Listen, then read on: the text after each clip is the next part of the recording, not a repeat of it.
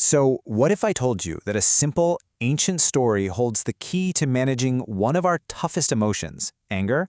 Today, we're going to dive into a parable that isn't just a story, but a really practical tool you can start using in your modern life, like right away. You know how it goes. It always starts with that familiar feeling, doesn't it? That sudden hot rush of frustration.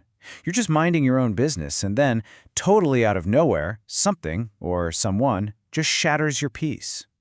But have you ever been in a situation where you're just about to let loose, completely furious, only to realize there's no one to actually blame? It's a weird paradox, and it's right at the heart of what we're going to unpack today. To really get this, we have to turn to an old story that has a surprisingly modern lesson. Let's just call it the parable of the empty boat. So, picture this. There's a monk, and he is seeking absolute, complete tranquility. He takes his small boat and rows it right out to the middle of a calm lake. He's creating his own perfect sanctuary for meditation, far away from all the noise of the world. And you know what? He finds it. For hours there is nothing but total stillness. Just the gentle sound of water against the boat, the warmth of the sun, its perfect calm, complete and undisturbed focus. And then, crash. The silence is just obliterated. His boat gets jolted, hit hard by another boat. All that peace he had, gone, instantly. Now, his eyes are still closed, but he feels that immediate fire of rage. He's thinking, what kind of idiot boatman just ruined my meditation? He's already getting the angry words ready in his head. The blame is just automatic. But this is the turning point. This is the monk's big aha moment, where the story reveals its most important lesson. He snaps his eyes open, ready to yell at someone, and he sees an empty boat. It must have just drifted away from the shore and bumped into him. There's no careless boatman. There's literally no one there to blame. And in that exact moment, the monk gets it. The other boat didn't give him the anger. The anger was already inside him, just waiting for a trigger.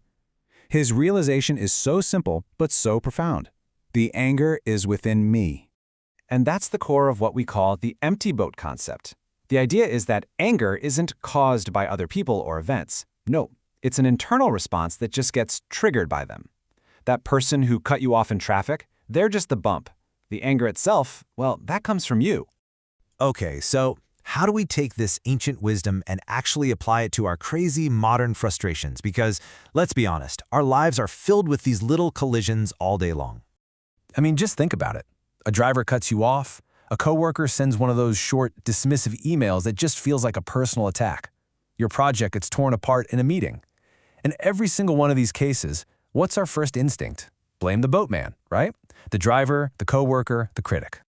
So we have a choice in these moments. The default reaction is pretty clear. Blame the other person, react with anger, and probably make the whole thing worse. But the empty boat view gives us another way. You can see them as just an empty boat, recognize the anger is your own, and then, and this is the key part, choose how you want to respond. See, this isn't just a cool philosophy, it's an actual strategy. So let's get super practical. Here is your guide to staying calm the next time you feel that bump.